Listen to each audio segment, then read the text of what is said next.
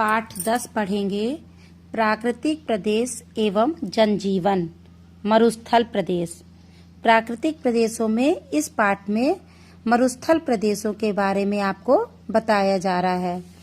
तो आप मरुस्थल शब्द से वैसे भी परिचित हैं। रेगिस्तान शब्द जानते हैं कि हमारे भारत में थार का मरुस्थल है ना, राजस्थान में है। तो आपको इस पाठ में यही सब बताया जा रहा है। आप जानते हैं कि पेड़ पौधे, पशुओं एवं मनुष्यों के लिए जल का कितना महत्व है। पानी के बिना हम जिंदा नहीं रह सकते, है ना। हम लोगों को भी चाहिए, पेड़ पौधों को, पशुओं को। तो जहाँ पीने हेतु जल उपलब्ध ना हो, पशुओं को चरने के लिए घास ना हो और फसलों की सिंचाई हेतु जल ना हो, ऐसे स्थान पर जीव जंतुओं को के लिए जीना कैसे संभव है। बताइए, ऐसे जगह पर रहना संभव है? कठिन है ना। जहाँ पर पानी भी नहीं है पीने के लिए, पशुओं के लिए घास भी नहीं है, फसलों की सिंचाई के लिए भी कोई खेती नहीं हो सकती है। तो ऐसी जगह पर लोगों का जीवन बहुत कठिन हो जाता है। ऐसे ही मरुस्थलीय प्रदेशों के बारे में आज हम जानते हैं। ऐसा प्रदेश जहां वर्षा की तुलना में बाष्पीकरण अधिक होता हो, उसे क्या कहते हैं? मरुस्थलीय प्रदेश। जहां पर वर्षा कम होती है और ताप से पानी भाप बन करके ज्यादा उड़ जाता है, तो गर्मी ज्यादा हो जाती है। तो ऐसे प्रदेश जहां वर्षा की तुलना में बाष्पीकरण अधिक होता हो, मरुस्थलीय प्रदेश कहलाते हैं। इन क्षेत्रों में वर्ष भर में जितनी भी वर्षा होती है उससे कहीं अधिक जल का बाष्पन हो जाता है। जितनी वर्षा होती है उससे ज्यादा पानी बाष्प बन के उड़ जाता है। यही कारण है कि यह एक शुष्क प्रदेश है और इसे रेगिस्तान के नाम से भी जाना जाता है। पृथ्वी पर ऐसे स्थान गर्म भी हो सकते हैं और ठंडे भी, है ना। तापमान के आधार पर इनको दो भागों में बांटा गया है। रेगिस्तानी भूभाग को उष्ण मरुस्थलीय प्रदेश और शीत मरुस्थलीय प्रदेश। तो अब हम देखते हैं कि जो ये मरुस्थलों का विस्तार हुआ है, ये ज्यादातर आप देखिए इस नक्शे के द्वारा ज्यादा अच्छे से देख सकते हैं कि यहाँ पर किन किन महाद्वीपों में ज्यादा है। अफ्रीका, एशिया, ऑस्ट्रेलिया, उत्तरी अमेरिका और दक्षिणी अमेरिका महाद्वीपों में है। अफ्रीका का सहारा व कालाहारी मरुस्थल फेमस है, प्रसिद्ध है। एशिया का अरब, थार और गोबी मरुस्थल। ऑस्ट्रेलिया का महान विक्टोरिया मरुस्थल और उत्तरी अमेरिका का सोनोरान व एरिजोना मरुस्थल और दक्षिणी अमेरिका का आटाकामा व मेटोगोनिया मरुस्थल। ये सब विश्व में प्रसिद्ध मरुस्थल हैं। ये आप नक्शे में देखिए किस किस क्षेत्र में सब बना हुआ है। जो ये और ये ज्यादातर ये इसमें ये येलो रंग से जो आपको दिखाई दे रहा है, और ये सब पश्चिमी तट पर है, ज्यादा पाए जा रहे हैं। ये देखिए जो उष्ण वाले हैं। अब हम आगे पढ़ते हैं। उष्ण मरुस्थल ये सब पश्चिमी तट पे आपको मिलेंगे, है ना। ये येलो येलो भाग से जो दिख रहा है। तो उष्ण कटिबंधीय क्षेत्र में महाद्वीपों के पश्चिमी भाग में उष्ण मरुस्थल पाए जाते हैं। ऐसे मरुस्थलीय प्रदेश के अधिकतर भागों में सामान्यतः वर्षा की मात्रा 25 सेंटीमीटर से भी कम होती है। जब वर्षा होती है तब वर्षा के साथ तेज हवाएं और तूफान भी आते हैं। इस क्षेत्र के दिन व रात के तापमान में बहुत अंतर होता है। दिन जितना गर्म होता है, यहाँ पर रातें उतनी ही ठंडी होती हैं, क्योंकि जो बालू होती है वो बहुत जल्दी गर्म भी होती है और बहुत जल्दी हवा के संपर्क में आके ठंडी भी हो जाती है। यहाँ गर्मियाँ अधिक गर्म तथा सर्दियां अधिक ठंडी होती हैं। यहाँ गर्मियों का मौसम में बहुत गर्मी पड़ती है और सर्दियों में बहुत ठंडी। मतलब यहाँ के तापमान में इतना अंतर होता है कि गर्मी में जो है वो 58 डिग्री सेल्सियस तक पहुंच जाता है, और जबकि ठंड वाला तापमान 0 डिग्री मतलब जमने की स्थिति में, बर्फ जमने की स्थिति में आ जाता है। यहाँ की जलवायु शुष्क है और रेतीली आंधियां यहाँ चलती हैं। अब आप सोच रहे होंगे कि ऐसी सूखी रेतीली जमीन पर कैसे वनस्पति कैसे होती होगी, पेड़ पौधे कैसे होते होंगे, यहाँ कौन सा जीव जंतु रहता होगा, यहाँ का मानव जीवन संभव हो, कैसे मानव लोग रहते होंगे।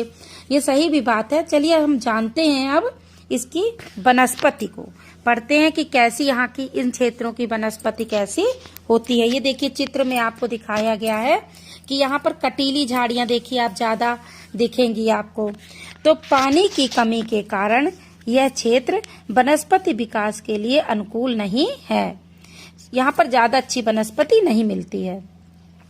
शुष्क जलवायु व कम वर्षा के कारण मरुस्थलीय क्षेत्र में वही वनस्पति विकसित हो पाती है जो सूखे की स्थिति का सामना कर सके। वही पेड़ पौधे लग पाते हैं जो इतनी गर्मी और सूखे को बर्दाश्त करें। कटीली झाड़ियां ज्यादा रहती हैं। यहाँ की वनस्पतियों की जड़ें लंबी होती हैं, जिसमें वे भूमि की गहराई में जाकर नमी प्राप्त करती हैं। जड़ें इनकी बहुत लंबी होती हैं। जल के वाष्पन को कम करने के लिए इनमें या तो पत्तियां होती ही नहीं है, यदि होती भी हैं तो छोटी छोटी चिकनी और मोटी होती हैं। इन पर छोटे छोटे कांटे होते हैं। इनके तनों पर मोटी छाल होती है, जिससे ज्यादा वाष्पन पानी का ना हो पाए। जहाँ कहीं जल के स्रोत या नदी होती है वहाँ आसपास पेड़ पौधे, झाड़ियां, घासें आदि मिलती हैं। ये वीरान जमीन पर बगीचे से दिखाई, देखिए चित्र में भी आपके दिखाया गया है। ऐसे सब जगह तो वीरान है, एक भी पेड़ पौधे नहीं है। और कहीं पर जहाँ अगर जल का स्रोत मिलता है तो वहाँ आसपास वनस्पतियां आ जाती हैं, तो ऐसे लगता है जैसे वहाँ पर बगीचा हो। इसी कारण इसे क्या कहते हैं, मरुद्यान भी कहा जाता है। मरुद्यान में प्याज, शकरकंद, तंबाकू, फलियां व मोटे अनाज की खेती होती है। यहाँ की मुख्य वनस्पतियां खजूर, बबूल, सेहुड़, नागफनी, ताड़ आदि है। क्या उपयुक्त विशेषताएं, मतलब ये सब विशेषताएं किस पेड़ में मिलती हैं, ये सब हम जाने तो किस तरह के पेड़ यहाँ पर होते हैं। अब हम देखते हैं, ये तो रही वनस्पति की बात। अब जीव जंतु, तो जीव जंतु यहाँ पर कैसे मिलते हैं। आप जानते हैं कि मरुस्थलीय क्षेत्र में पानी का अभाव होता है, पानी की कमी होती है और वनस्पति भी कम मात्रा में है। इस कारण जीव जंतु की संख्या भी कम ही होगी। यहाँ वे जीव ही रह पाते हैं जिन्हें कम पानी की आवश्यकता होती है और जिनको गर्मी सहने की आदत होती है। इनमें प्रमुख कौन है, ऊंट। इसलिए ऊंट को क्या कहते हैं, मरुस्थल का जहाज। मतलब वहां पर अगर आपको सामान ले जाना है, कुछ काम करना है, सवारी करना है, तो किसका उपयोग हम लोग करते हैं, ऊंट का। ऊंट ही है, देखिए आपको चित्र में दिखाया गया है कि रेगिस्तान में ऊंट का, रेगिस्तान का जहाज कहते हैं इसको, ऊंट को, है ना। तो ये क्यों यहाँ पर ये ऊंट ज्यादा पाया जाता है, क्योंकि ऊंट की पीठ पर बड़ा सा कुबड़ होता है जिसमें बसा या चर्बी इकट्ठा रहती है। जो कुबड़ रहता है उसमें बहुत सारा फैट, चर्बी इकट्ठी रहती है। यह बसा पानी की कमी को पूरा करती रहती है। जब पानी नहीं मिलता तो भी ऊंट को पानी की कमी पूरा करती रहती है और ऊंट बहुत दिनों तक बिना पानी पिए जीवित रह लेता है।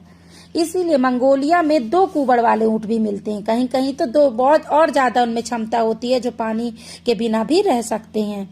ये मरुस्थलीय क्षेत्र में सवारी और सामान ढोने के काम आते हैं, इसलिए इनको जहाज कहते हैं, है ना। यहाँ से वहां जाने के काम आते हैं। यहाँ भेड़ व बकरियां भी पाई जाती हैं। कुछ अन्य जीव जंतु भी यहाँ पाए जाते हैं जो प्रायः गर्मी से बचने के लिए जमीन के अंदर बिल बनाकर रहते हैं। ऐसे जीव जंतु पाए जाते हैं जो अपने को गर्मी से सुरक्षित कर लेते हैं और जमीन में खोदकर बिल बना करके उसमें गर्मी में रहते हैं और ठंड में बाहर आ जाते हैं। नेवला, सांप, बिच्छू, गोह, हिरन, गीदड़, चिंकारा, लोमड़ी, रेगिस्तान चूहा आदि ये सब जंगली आदि ये सब वहां पर पाए जाते हैं जीव जंतु। अब आप देखिए मानव जीवन, यहाँ का मानव जीवन कैसा होगा। तो ये जो मानव जीवन है यहाँ पर, मरुस्थलीय क्षेत्र की जलवायु बहुत विषम है। यहाँ पानी की कमी के साथ साथ तापमान में भी अधिक अंतर पाया जाता है। ताप कभी बहुत अधिक तो कभी बहुत कम होता है। रेतीली आंधियों के कारण बस्तियां नष्ट होने का डर होता है। जब आंधी चलती है वहां पे तो इतना, मतलब वो भूकंप टाइप की समझ लीजिए, बहुत इतनी बालू लेके जाती है कि वो बस्तियां, लोगों का बहुत नुकसान हो जाता है। तो रेतीली आंधियों के कारण बस्तियों के नष्ट होने का भी डर बना रहता है। इन सब कारणों से यहाँ जनसंख्या बहुत कम निवास करती है। अब ये आप सोचेंगे कि मतलब इन विषम परिस्थितियों में रहना कितना कठिन है, तो आपको ये बता दें कि विषम परिस्थितियों में भी कुछ जातियां यहाँ निवास करती हैं, जिनमें अरब की बद्दू और कालाहारी की बुशमैन जातियां प्रमुख हैं।